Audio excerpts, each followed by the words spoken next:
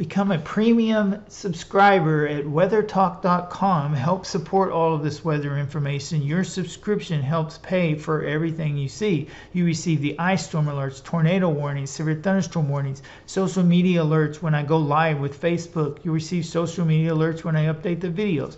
The daily blog, short and long range videos, short and long range temperature and precipitation outlooks, agriculture outlooks, and much, much more.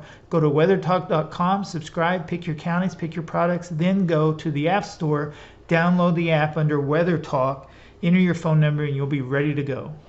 Good morning, everybody. I'm meteorologist Beau. It is January 24th, 2023, and our winter storm that we've been talking about for days is on its way. About half the region is going to experience some light to moderate to locally heavy snow. The other half of you, probably going to be mostly rain.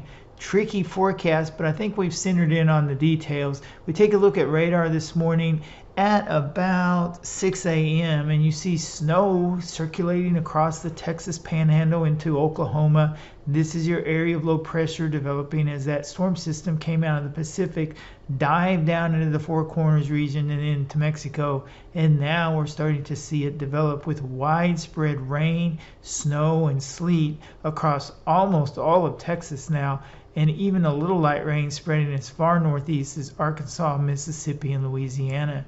This system is pulling from the Gulf of Mexico and will have copious amounts of moisture as it moves into the Ohio and Tennessee valleys later this afternoon into tonight and tomorrow morning. We take a look this morning at the National Weather Service's watch and warning map, and you can see winter storm warning is extending from New Mexico into Texas, Oklahoma, Arkansas, Missouri, Illinois, Indiana, and Ohio. That's the pink zone. And then this purple zone is a winter weather advisory.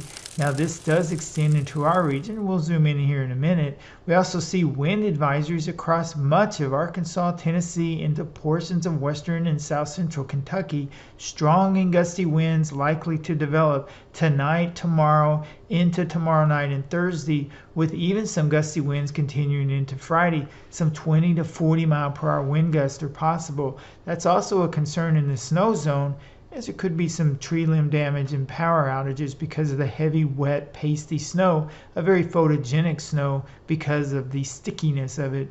Very wet snow expected from this winter storm. We pull up the National Weather Service in Paducah, Kentucky's graphics, and we see the winter storm warning extending from Butler County into Bollinger, Cape Girardeau, Perry, and St. Genevieve. Winter storm warnings continue into southern Illinois, Jackson, Randolph, Perry, Franklin, Jefferson counties into Hamilton, and then a winter weather advisory extends from southwest and southern Indiana into much of southern Illinois. They did leave out Massac County for now. We'll see if that changes. Some of the data drifts this system 20 or 30 miles farther southeast. Other data drifts it 20 to 30 miles further to the northwest. So we'll just have to see the exact track of the area of low pressure, and that will determine who receives snow. Now in this pink zone, we're looking at 3 to 6 inches of snow with pockets of 4 to 8. And in the purple zone, 1 to 3 inches of snow, locally higher. We'll see how it goes. Again, this row of counties from Butler County into Johnson, Pope, and then into Evansville is a little more questionable right through here, how much snow falls. Now as you move south and east in there, I can't rule out snow over Kentucky and Tennessee at some point, and then changing to rain as warmer air moves in tomorrow morning. As a matter of fact, some areas could be well into the 40s tomorrow morning ahead of the low pressure, 30s behind it.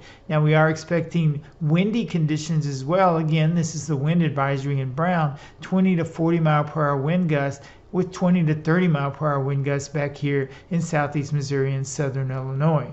Now don't be surprised if all of this starts as rain tonight. We don't want to hear everybody say, oh, it's raining, I knew it wasn't going to snow. No, it has to start out as rain, and then evaporational cooling as the snowflakes get lower and lower to the ground will start to occur, and that means the rain will change to snow. And where it snows, in that snow zone where the rain snow transition, very heavy big flakes are expected, near zero visibility at the peak of the storm, with 1 to 2 inch per hour snow rates in the snow zone. be careful if you have to be driving late tonight and tomorrow morning. The good news is temperatures will be marginal for this snow event. That means temperatures in the low to mid 30s. That's going to make it easy for road crews to get out there and clear the roads once the snow ends. So just give the transportation cabinet, the transportation departments, a little bit of room as they're out working in the snow covered road areas. Now we take a look at precipitation totals, and you can see here in the rain area, mostly rain, ½ inch to 1 inch of rain, locally higher totals not out of the question. And then in the snow zone, liquid of 1 to 1.5, that means melted. If you would melt the snow down, that's how much liquid. That's quite a bit of liquid. Thankfully, this is going to be a marginal temperature event. Otherwise, we'd be looking at anywhere from 15 to 20 plus inches of snow. But since it's such a wet snow, we need to cut that in half. So we're looking at more like 1 to 3 inches across portions of extreme southern Illinois and southeast Missouri, and then 3 to 6 with pockets of 4 to 8 inches across the rest of the winter storm warnings. So actually cutting it to about 40 to 50% of what it would be if this was a normal snowstorm. Take a look at the peak wind gust forecast, and we do see winds into the 20s and 30s across much of the area, with pockets of 40-mile-per-hour gusts possible in that wind advisory zone that starts late tonight into tomorrow evening. Quite a bit of wind with this system, and that is a concern with the heavy wet snow on branches, that there could be some branches break because of the weight of the snow combined with the wind. Now we will have a photo contest. Go over to the Beau and Weather Facebook page and see the thread that says photo contest. And if you've got some snow photos, enter it, and you might win a snowman coffee cup or a NOAA weather radio. So again, go to Beau and Weather on Facebook and post your photos in the snow zone. Not everyone will experience snow from this. I know that many of you in the Boot Hill, Northwest Tennessee, and Kentucky have been asking me. Some of you really want snow. Winter isn't over. Let's take a look at that. So I've been telling you that this is likely to be a February to remember, and I still stand by that. I don't think winter's over. We will have more cold air, maybe even snow in February, a couple of chances. Let's take a look at the temperature map from the GFS, and I want you to watch up in Canada as we move towards the end of the month. Here we are on Friday, January 27th, 28th. Look at that cold air that's trying to nudge its way southward as we get to the end of the month.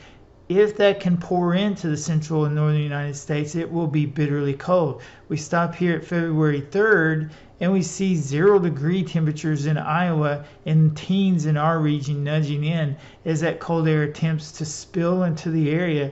Minus 30s in Minnesota on February 4th, according to the GFS. And below zero in our region is a possibility as well. This is in the long range, so of course confidence is low, but I have been watching this for weeks to see if perhaps this cold air will spill into the central United States. We'll just have to wait and see. The models go back and forth on this, sometimes showing the cold air and other times showing it staying to our north. I'll switch over to a different run of the GFS and I'll show you what I mean by waffling. So we move through time here and we see as we enter February that cold air pours into the United States, and then another round on the 4th, another round on the 6th or 7th. Now the early morning run this morning showed it being a bit milder as we move towards the 6th, 7th, 8th, and 9th. So we're going back and forth between bitterly cold air sometimes and milder air on other model runs. That's to be expected in the long range because it is in the long range. Models don't do well with that. But there are signals that we're going to have several rounds of cold air. Let's show you the precipitation on the GFS, and there's our current snowstorm as it moves through the region tonight and tomorrow. And then snow flurries are possible behind this system on Wednesday night, Thursday, ending Thursday night, a small clipper there. Another storm system takes shape Saturday and Sunday. You can see rain developing Saturday night and Sunday, and then that pushes off to the east. And then we'll have to wait a couple of days before another system tries to develop around February 2nd. We'll just have to see if that's rain or snow. The models go back and forth on that idea too. Again, this is in the long range, so confidence is always lower. We'll move through a few more days and we'll see another system take shape around the 5th or 6th. So you get the general idea here that we're going to be in an active weather pattern. Since mid-December, we've been in an active weather pattern, and that's going to continue into February. Our forecast back in August and September was that the drought would end around the middle and end of December, and then January and February would be active. And that has been what has occurred. We started to see the flip in mid-December. The weather started to become more active. We were getting rain events every few days, and now that has continued until now. We're still having that same pattern. Look for that continue into February. We'll have to see about March, and then active again April and May. So that's the long range forecast. But for today, the main concern, of course, is our winter storm that is moving in from the southwest that will rapidly move northeast. As we move through the day, you look at your radar, you'll see rain overspreading Arkansas, and with time that changes to snow. And don't be surprised if everyone in the area sees rain tonight and then it changes to snow across southeast Missouri and southern Illinois. Whether it changes over to snow in Kentucky and Tennessee is questionable. We'll just have to wait and see about that. There is that row of counties or two that I told you is questionable, and that's near the Ohio River. And don't forget to subscribe to weathertalk.com and receive all of the app messages. If I do a Facebook Live, you'll get a message. If I send out a new video, you'll receive that on your app. Severe weather alerts, ice storm warnings, tornado warnings, a blog every day, long range, short range forecasts, and long range videos. You get a lot for your money for $5 a month. And I work for you, so your subscription helps pay for all this. Overhead costs every month run into the thousands of dollars.